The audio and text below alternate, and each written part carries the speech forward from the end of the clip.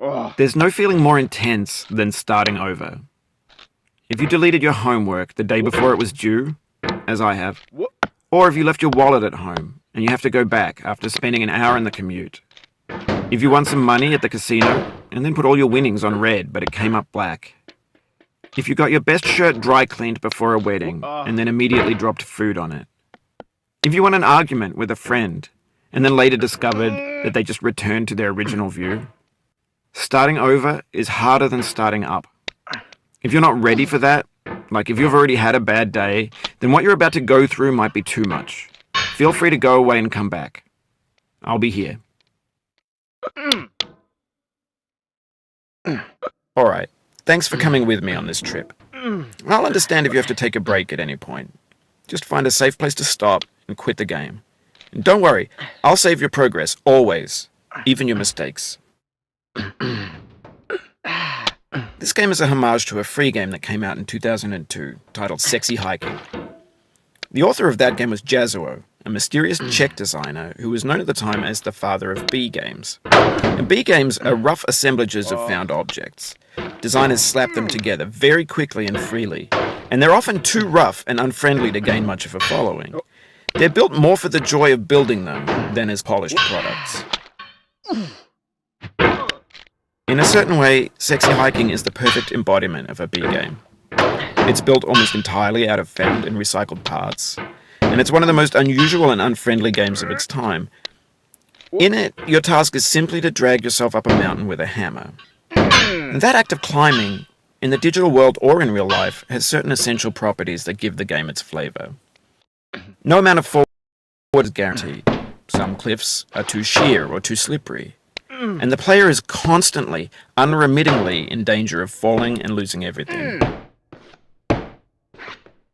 Anyway, when you start Sexy Hiking, you're standing next to this dead tree that blocks the way to the entire rest of the game. It might take you an hour to get over that tree, and a lot of people never got past it. You prod and you poke at it, exploring the limits of your reach and your strength, trying to find a way up and over. And there's a sense of truth in that lack of compromise. Most obstacles in video game worlds are fake. You can be completely confident in your ability to get through them once you have the correct method or the correct equipment or just by spending enough time. In that sense, every pixelated obstacle in Sexy Hiking is real. The obstacles in Sexy Hiking are unyielding, and that makes the game uniquely frustrating. But I'm not sure Jazuo intended to make a frustrating game. The frustration is just essential to the act of climbing, and it's authentic to the process of building a game about climbing. Something happened to me as I was building this mountain. I'd have an idea for a new obstacle, and I'd build it, test it, and it would usually turn out to be unreasonably hard. But I couldn't bring myself to make it easier. It already felt like my inability to get past the new obstacle was my fault, as a player rather than as a builder. Imaginary mountains build themselves from our efforts to climb them, and it's our repeated attempts to reach the summit that turns those mountains into something real. When you're building a video game world, you're building with ideas, and that can be like working with quickset cement. You mold your ideas into a certain shape that can be played with, and in the process of playing with them, they begin to harden and set until they're immutable, like rock. And at that point, you can't change the world. Not without breaking it into pieces and starting fresh with new ideas. For years now, people have been predicting that games would soon be made out of prefabricated objects, bought in a store and assembled into a world. And for the most part, that hasn't happened, because the objects in the stores are trash. I don't mean they look bad or that they're badly made, although a lot of them are. I mean they're trash in the way that food becomes trash as soon as you put it in the sink. Things are made to be consumed and used in a certain context, and once the moment is gone, they transform into garbage. In the context of technology, those moments pass by in seconds. Over time, we've poured more and more refuse into this vast digital landfill that we call the internet. It now vastly outnumbers and outweighs the things that are fresh and untainted and unused. When everything around us is cultural trash, trash becomes the new medium, the lingua franca of the digital age. And you can build culture out of trash. But only trash culture. B games, B movies, B music, B philosophy. Maybe this is what digital culture is. A monstrous mountain of trash, the ash heap of creativity's fountain. A landfill with everything we ever thought of in it. Grand, infinite, and unsorted.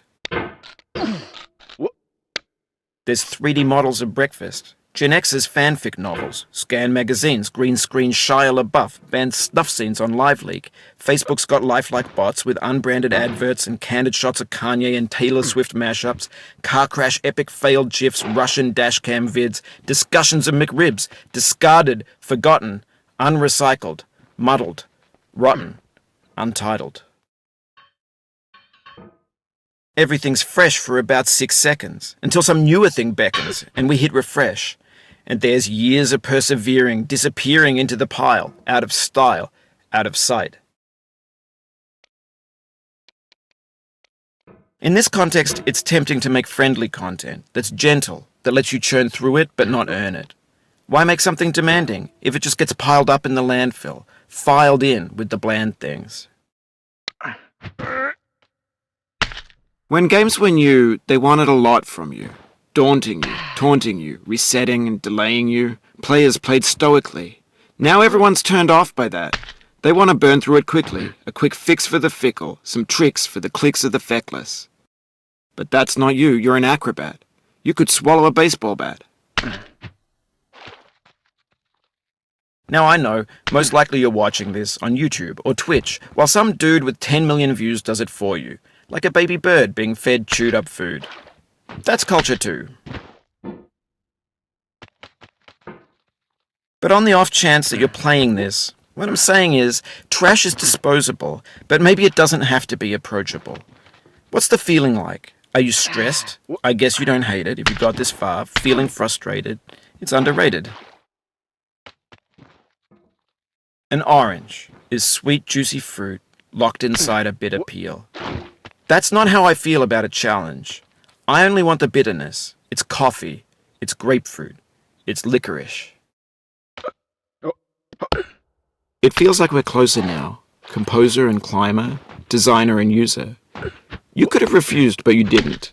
There was something in you that was hidden, that chose to continue. It means a lot to me that you've come this far, endured this much. Every wisecrack, every insensitivity, every setback you've forgiven me is a kingly gift that you've given me.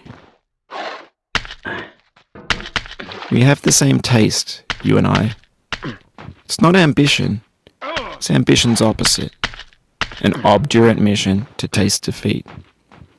You'll feel bad if you win, so I put this snake in for you. Have you thought about who you are in this? Are you the man in the pot, Diogenes? Are you his hand? Are you the top of his hammer? I think not. Where your hand moves, the hammer may not follow, nor the man, nor the man's hand. In this you're his will, his intent, the embodied resolve in his uphill ascent. Now, you've conquered the ice cliff, the platforms, the church, and the rectory, the living room and the factory, the playground, the construction site, the granite rocks, and the lakeside. You've learned to hike. There's nowhere left to go but up, and in a moment I'll shut up. But let me say, I'm glad you came.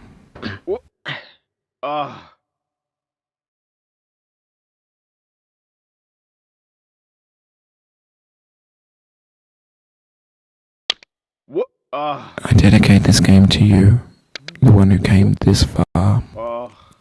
I give it to you with love.